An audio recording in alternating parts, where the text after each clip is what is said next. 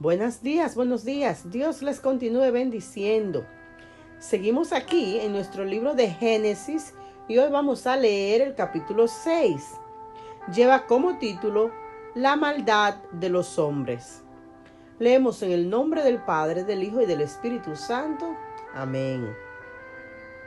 Aconteció que cuando comenzaron los hombres a multiplicarse sobre la faz de la tierra y les nacieron hijas, que viendo los hijos de Dios que las hijas de los hombres eran hermosas, tomaron para sí mujeres, escogiendo entre todas.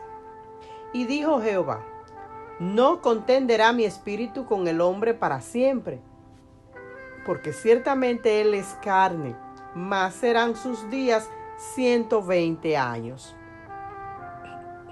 Había gigantes en la tierra en aquellos días. Y también después que se llegaron los hijos de Dios a las hijas de los hombres y les engendraron hijos.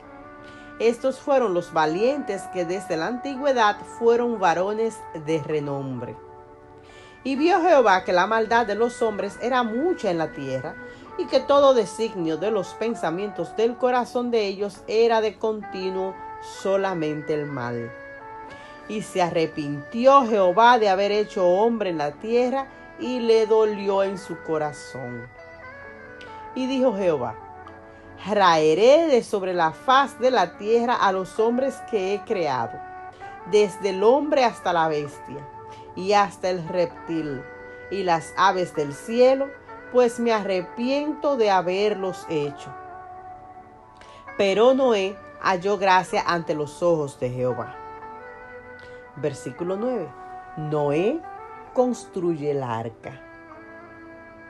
Estas son las generaciones de Noé.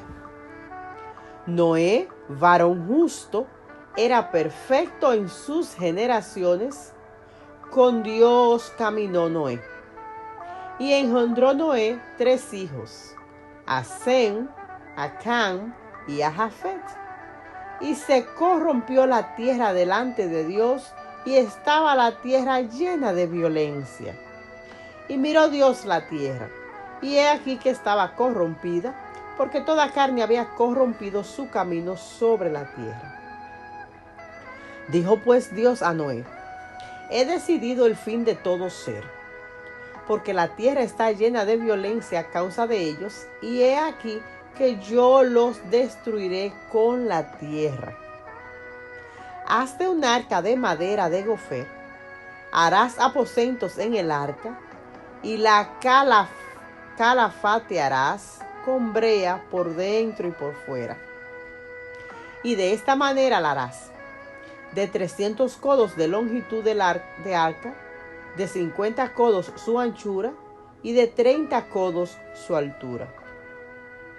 Una ventana harás en el arca, al arca, y acabarás a 1 codo de elevación por la parte de arriba, y pondrás la puerta del arca a su lado, y le harás piso abajo, segundo y tercero. Y he aquí que yo traigo un diluvio de aguas sobre la tierra, para destruir toda carne en que haya espíritu de vida debajo del cielo. Todo lo que hay en la tierra morirá. Mas estableceré mi pacto contigo, y entrarán en el arca tú, tus hijos, tu mujer y las mujeres de tus hijos contigo. Y de todo lo que vive, de toda carne, 2 de cada especie meterás en el arca, para que tengan vida contigo, macho y hembra serán. De las aves según su especie, y de las bestias según su especie. De todo reptil de la tierra según su especie, 2 de cada especie entrarán contigo, para que tengan vida. Y toma contigo de todo alimento que se come, y almacénalo, y servirá de sustento para ti y para ellos. Y lo hizo así Noé, hizo conforme a todo lo que Dios le mandó. Amén. Dios bendiga esta palabra en nuestros corazones. Qué interesante este capítulo, el ver cómo Dios por el pecado le dolió, se arrepintió de haber creado a esa generación. Vamos a pasar de inmediato con nuestro hermano Eric para que nos dé un resumen de este maravilloso capítulo. Adelante, mi hermano. El Señor les bendiga en esta preciosa mañana que Dios nos regala para poder glorificar su nombre y ser instruidos por su palabra. Ya nuestra querida hermana Magdalena acaba de tener la lectura con bastante claridad y solamente vamos a hacer unas cuantas puntualizaciones, dándole las gracias a Dios sobre todo por estos medios tecnológicos que también se prestan para un medio de difusión de la palabra de Dios. Aquí tenemos a Génesis 6 y vemos una nueva odisea que comienza, un nuevo panorama que concierne a la humanidad, y vemos el diluvio, la famosa historia del diluvio, que muchas personas creen que el diluvio fue local, o sea que solamente ocurrió en la zona donde se menciona, pero este fue lo que se llama un diluvio universal, de manera que fue un diluvio que trastornó toda la tierra. Ahí cuando habla de cómo los hombres comenzaron a multiplicarse sobre la tierra y dice que le nacieron hijas, luego dice que los hijos de Dios vieron hermosas las mujeres y tomaron como esposas a todas las que quisieron. Allí vemos algo que tiene mucha controversia y se ha hablado mucho de esto. Ha habido varias opiniones que han surgido de distintos estudiosos. Algunos piensan que los hijos de Dios eran ángeles caídos, pero otros dicen que esto es poco probable. Y esto no se puede, porque ellos dicen que no se pueden casar ni se pueden reproducir, tomando en cuenta Mateo 22:30 y a Marcos 12:25. Algunos otros expertos creen que esta frase se refiere al matrimonio mixto entre los descendientes justos de Set y los descendientes malvados de Caín. Estas relaciones habrían debilitado lo que era la influencia de los justos e incrementado la depravación moral en el mundo, resultando con la abundancia del mal. Más que esto, mis amados, en la Biblia nosotros encontramos doctrina primaria y doctrina secundaria, o doctrina general y doctrina fundamental. Esto nos hace entender que sobre varios puntos de la Biblia puede que exista controversia en algunos hermanos en relación a lo que ellos opinan de algunos eventos que vienen a ser secundarios, pero ya eventos fundamentales como la verdad del Evangelio, la soberanía de Dios y todas estas cosas, pues ya tienen otro tratamiento. Así que más que esto, yo quisiera que nos enfocáramos que sea cual sea la causa por la que vino la maldad a la tierra, la causa fue la maldad que aumentó, y sabemos que la maldad siempre acarrea en lo que es el juicio de Dios, porque Dios no aprueba las conductas que los hombres desarrollan en la tierra. Así que vemos también acá la frase no pasará de 120 años. Esto ha sido interpretado por algunos estudiosos a significar que Dios le concedería a la gente de los días de Noé 120 años para que abandonaran sus caminos pecaminosos. Hoy Dios también demuestra su gran paciencia para con nosotros. Él nos da la oportunidad de dejar de vivir a nuestra manera y comenzar a vivir a su manera, la que nos enseña su palabra. Si bien es cierto, 120 años pueden parecer mucho tiempo. Un día el plazo llegó a su fin y las aguas del diluvio barrieron la tierra, y puede ser que su plazo también se está acabando. O sea que debemos volvernos a Dios para que perdone nuestros pecados. O sea que usted no puede ver el reloj de la paciencia de Dios y no hay manera de alargar el tiempo. O sea que no podemos bromear con esta parte. Así como muchos hoy en día invierten en un buen seguro de vida, pienso que un buen seguro de eternidad sería abandonarse en las manos de Cristo. Así que piénselo por favor y mediten estas verdades, porque el principal motivo de nosotros hacer esto, número uno, es que la iglesia sea edificada, número dos, que los impíos puedan conocer la única esperanza que hay para salvación y vida eterna, que es Cristo Jesús, Señor nuestro. En el versículo 4 nos habla de los gigantes nefilitas, que se mencionan aquí, eran gente de media entre 3 y 3 metros. O sea que entre 3 metros, 3 metros y medio de altura. Este término hebreo es el mismo que se utiliza para decir la raza de gente de gran estatura en Números 10:33.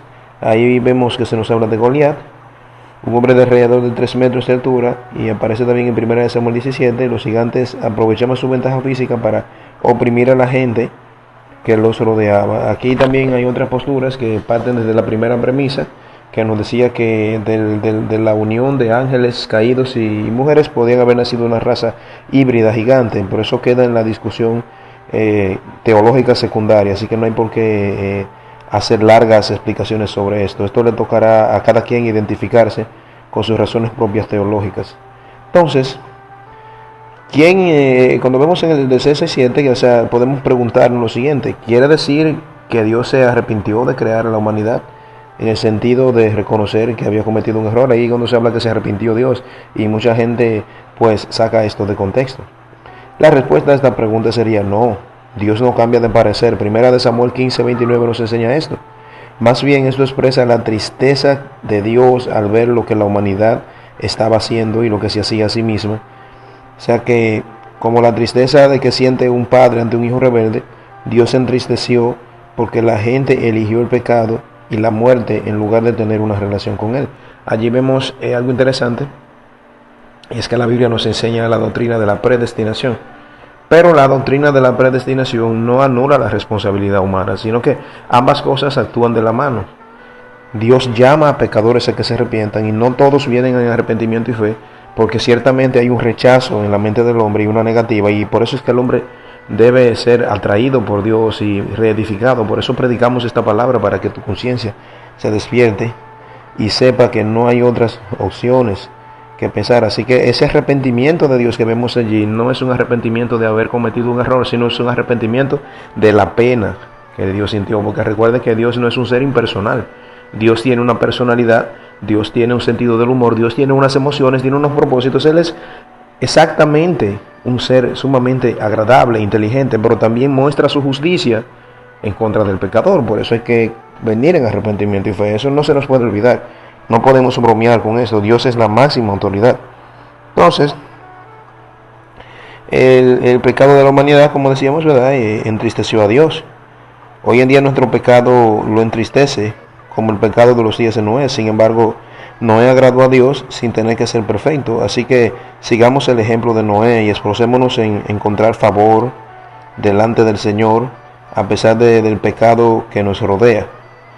Y el 9 luego decir que vemos allí cómo se nos habla de este asunto acá, que tiene que ver con en la forma en la que Noé, dice, este es el relato de Noé y su familia, que Noé era un hombre justo, la única persona intachable que vivía en lo que era la tierra en ese tiempo, y anduvo en íntima comunión con Dios. O sea, decir que Noé era un hombre justo e intachable no significa que nunca pecó. O sea, que la Biblia registra uno de sus pecados en Génesis 9:20, lo veremos más adelante. Más bien significa que amó y obedeció a Dios sinceramente. Por toda una vida caminó por la fe y fue un ejemplo vivo a su generación. Así que, como Noé, vivimos en un mundo repleto de maldad, y deberíamos preguntarnos en nuestras propias conciencias, mis estimados, ¿estamos influenciando a los demás o nos estamos dejando influenciar por otros? O sea, estamos llamados a ser ejemplo. Tenemos aquí también que la barca que Noé construyó no era una canoa. Imagínense construir una barca de la longitud de un campo y medio de fútbol y tan alta como un edificio de 4 pisos. La barca era exactamente 6 veces más larga que ancha, y la misma proporción que utilizan los constructores de buques. Esta enorme barca fue construida probablemente a varios kilómetros de agua, y por eso solo unos pocos hombres fieles que creyeron en la promesa de Dios y obedecieron sus mandatos. Eso es interesante ver cómo ni siquiera había llovido y Dios manda a Noé a que construya. Todo esto fue hecho por pura fe. Cuando Dios dijo, confirmaré mi pacto contigo, hizo una promesa. Y este es un tema común en las Escrituras. O sea que Dios hace pactos con su pueblo. Que es reconfortante, mis amados hermanos, es saber que el pacto de Dios con nosotros es firme. Él sigue siendo nuestra salvación y nosotros estamos amparados por nuestra relación con Él. O sea que si desean leer más sobre los pactos que Dios hizo, vea Génesis 9 del 8 al 17, Génesis 12 del 1 al 3 y Génesis 15 del 17 al 20. Así que Noé fue un hombre muy ejemplar. Él se puso manos a la obra tan pronto como Dios le dijo que construyera. A los demás se les avisó del inminente desastre. Eso nos dice 1 Pedro 3:20. Pero aparentemente no esperaban que sucediera, y ahí vemos lo triste que fue esto. Los que no creen en Dios negarán su juicio y tratarán de que usted niegue a Dios. Pero recuerde que Dios le prometió a Noé que lo protegería, y esto lo animará a confiar en que Dios lo librará del juicio que ciertamente vendrá. Así que hoy en día tenemos una arca de salvación, y esta arca de salvación es Cristo Jesús, Señor nuestro. Aquellos que en el mar y en el diluvio de la turbulencia logramos entrar al arca de salvación, que es nuestro Señor Jesucristo, podemos tener entrada a la paz y al gozo de sabernos amados y perdonados y saber que un día estaremos en la eternidad con Cristo. El Señor te bendiga en esta mañana. Amén. Muchas bendiciones y que pasen un excelente día a los pies del Maestro.